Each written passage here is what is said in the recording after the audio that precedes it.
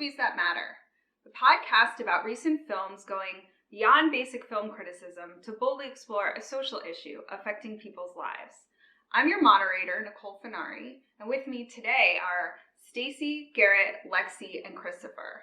We'll be doing a full panel in December on First Contact movies called What Alien Invasion Movies Say About Earthlings.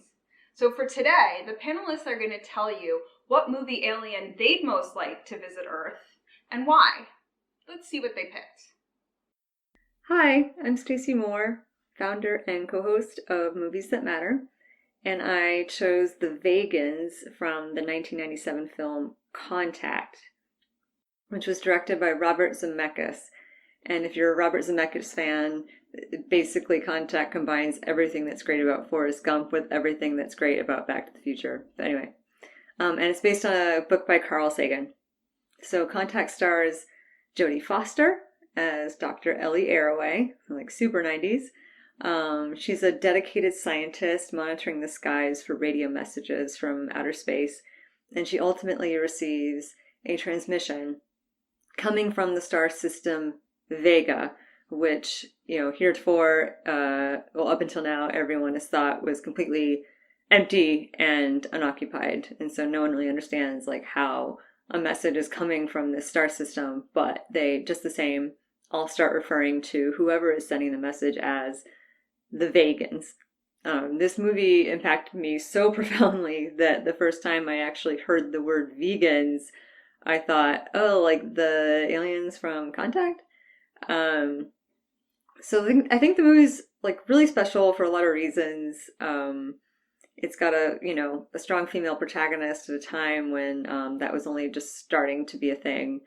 There's a heavy focus on a lot of spiritual questions. Some of the conversations about the big questions are a bit facile, but there's still this interesting thing that I've never actually seen in a sci-fi film, which was the acknowledgement that alien life and a higher power could coexist. That might be a simultaneous possibility.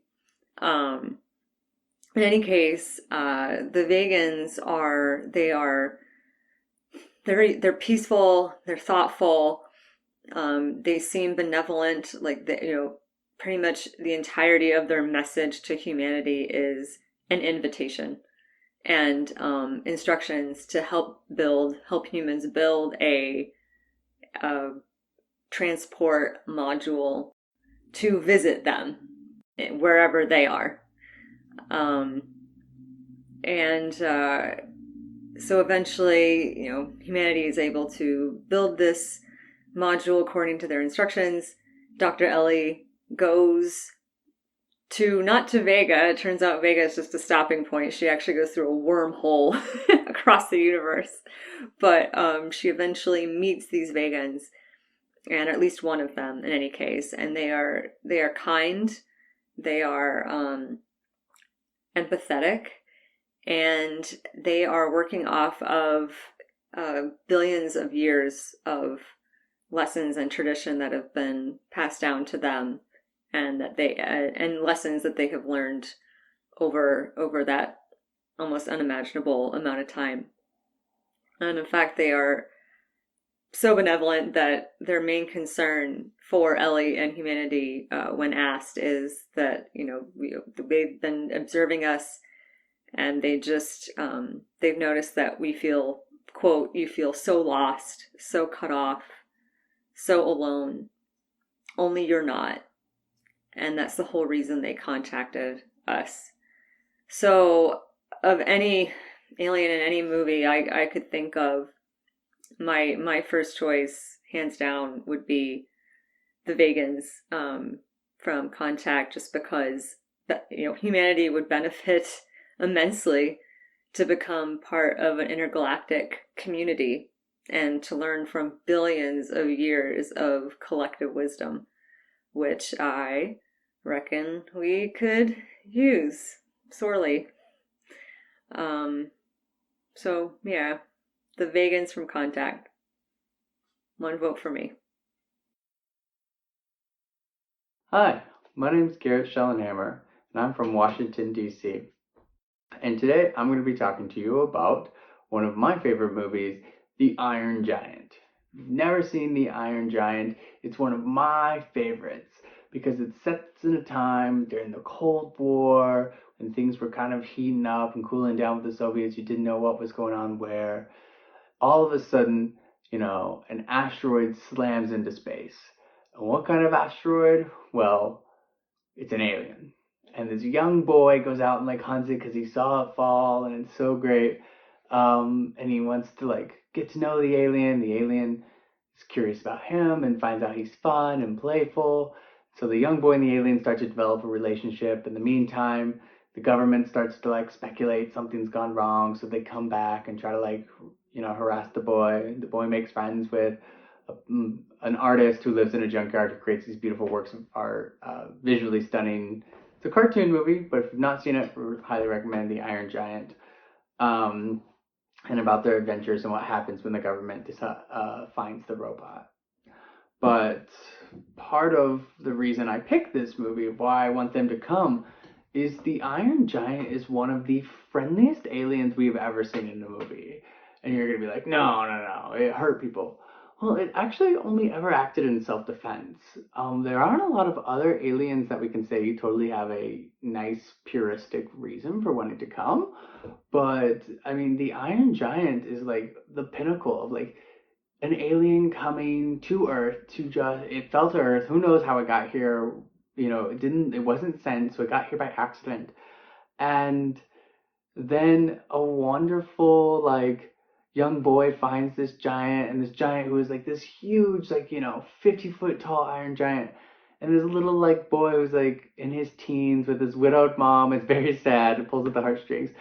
And he starts to make friends, and he starts to find out about his curiosity and his love and his compassion and his ability to have fun and just be a giant creature that's never really had any rules or stuff like that. Later in the movie, one of the adults is playing, and they fake shoot the giant, bang bang, and the giant freaks out and goes into self-defense mode. And it's only when the kid comes back with the compassion that really brings it down. But I want a species to come who just wants to have fun, just wants to relax, who just wants to, teach us things. We find out the giant is self-healing, so he does this great heroic effort of saving himself for a town by intercepting a missile and blows into pieces, and he starts to regenerate himself. So besides the science, the technology of regeneration, the giant wants to continue to be a good person even after he's died. And the idea that it wants to come back and rejuvenate and be good to the human race, to protect it, who wouldn't want something like that? He's just such the most friendly, lovable, curious, almost childlike, but has a way that is more mature, but still has that voracious curiosity. So that's why I picked the Iron Giant. I always wanted to come to Earth so we could have a good time, we could laugh, we could teach it things, it could teach us more about humanity. Yeah, that's the reason I would bring the Iron Giant here to Earth. I could chat all day. Thanks for watching. Hi, my name is Lexy, and I'm one of the rotating hosts on the Movies That Matter podcast. Some episodes you may have seen me on were Captain Marvel and Hustlers. Also, big anime fan, so shout out to my anime peeps. And then my gut reaction when asked, what alien would I want to come to Earth, was actually the heptapods from the movie Arrival. Arrival, for those of you who don't know, is a first contact movie released in 2016. It stars Amy Adams, Jeremy Renner, and Forest Whitaker. And basically, 12 alien spacecraft land on various parts of Earth, and the Army enlists Amy Adams' character, Louise, to help communicate with the aliens because she's a linguist. And throughout the movie, she works on decoding their language and tries to figure out why the aliens are here, the million-dollar question. The movie is also based on the book Story of Your Life by Ted Chiang. I'm going to get into spoilers from here on out, so you've been warned. The heptapods are these like seven-limbed, pretty large, dark creatures that we see in the movie mostly through a fog on the spaceship. And I don't remember seeing the tops of their bodies in the movie, but apparently the upper body is kind of like this diamond shape, from what I was researching after the fact. And we don't know a ton about them, but the movie explores a lot about how they communicate and why they come to Earth. In the written language used by the heptapods, each word is this circle-like structure that betrays a meaning or a concept. Each circle has different swooshes and lines coming off of it depending on the concept they're trying to illustrate or communicate. And at the end of the movie, we find out that if you are able to understand their language, then you experience time in a non-linear way.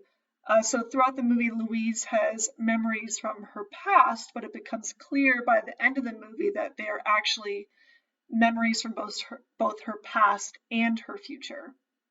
Very wibbly wobbly, timey-wimey stuff. This was their gift to humanity, and in exchange, they wanted help from humanity in 3,000 years when some sort of unknown event comes to pass. I picked the heptapods as my favorite alien to come to Earth because they came in peace, and the gift they brought to Earth was super interesting. They weren't shooting lasers at anyone, and they didn't destroy anything. They came to trade. We give you something now. Please help us later. And the gift wasn't some sort of weapon. It was perspective, which I thought was super interesting. And thinking about, Earth's response if they actually came to Earth, I could see the film scenario playing out. The antsy military aspect, or there's a scene where China goes offline. Everyone gets scared, and then other countries go offline, and no one communicates. I could see that probably happening. And I actually wonder more, how would we use this gift? How many people would this gift be given to? Would it only be given to military leaders? Would it be given to everyone? Would everyone have access to the language? And then, if it was given to country leaders, how would that affect trade negotiations? How would that affect, how we live our everyday life? Leave your comments or thoughts in underneath in this webcast. I love Arrival. I think it's a really good movie. If you haven't seen it, definitely go give it a watch, and I hope to see you at our panel in December. Hello, my name is Christopher Robinson, and today I will be talking to you about Klaatu from the 1951 science fiction classic, The Day the Earth Stood Still. It was directed by Robert Wise, who also did such movies as West Side Story, Run Silent and Run Deep, and The Sound of Music. Klaatu, the lead of the film, was played by British actor Michael Rennie. He has an unforgettable score from the Academy Award-winning composer Bernard Herrmann, and the film itself was heavily adapted from the 1940 science fiction short story Farewell to Master by author Harry Bates. The movie is a classic, and I highly recommend that you should watch it. In 1995, it was selected for preservation by the U.S. National Film Registry. While the film itself is quite revolutionary, the same cannot be said about the image of Klaatu. He is presented as a tall and handsome white male with a New England accent. It is his companion and protector, the iconic 8-foot-tall indestructible robot, Gort, who is more visually striking. But what is so unusual and different about Klaatu is that he is one of the most patient aliens ever placed on film. All he wants to do is get an audience with world leaders to communicate a message. But he keeps getting rebuffed because the world leaders refuse to meet together, as this was during the Cold War. Heck, the US government takes him prisoner after accidentally shooting him when he tried to present a gift of peace. and he just responds with amusement that they think that they can contain him. In the end, we never learn where he's from. We just learn that he is a representative from a broad coalition of alien species across the universe that coexist in peace. War and aggression are foreign to them, and they live contently in harmony. Because humanity was entering the atomic age, he came to Earth to warn them that they would not be allowed to export their violence to the rest of the universe. If humanity tried to bring trouble outside of their world, they would be annihilated. The interesting thing about that is that this utopia was established by aliens coming together to develop an all-powerful, independent race of robots that enforced the peace. Klaatu says, in matters of aggression, we have given them absolute power over us. This utopia, in Star Trek parlance, is closer to the Dominion than the Federation. The film ends with Klaatu stating that your choice is simple. Join us and live in peace, or pursue your present course and face obliteration. We shall be waiting for your answer. If Klaatu came today, the film would be super short, as we have better global communication networks than those in 1951. He would just present his message by transmitting over the internet and mobile networks. I would like to believe that humanity would unify once it became clear that there was more to this universe. But I am unsure that we'd be willing to make the sacrifice of our freedoms for this such knowledge. But it would be wonderful to see the dialogue that would develop once we realize that we are not alone.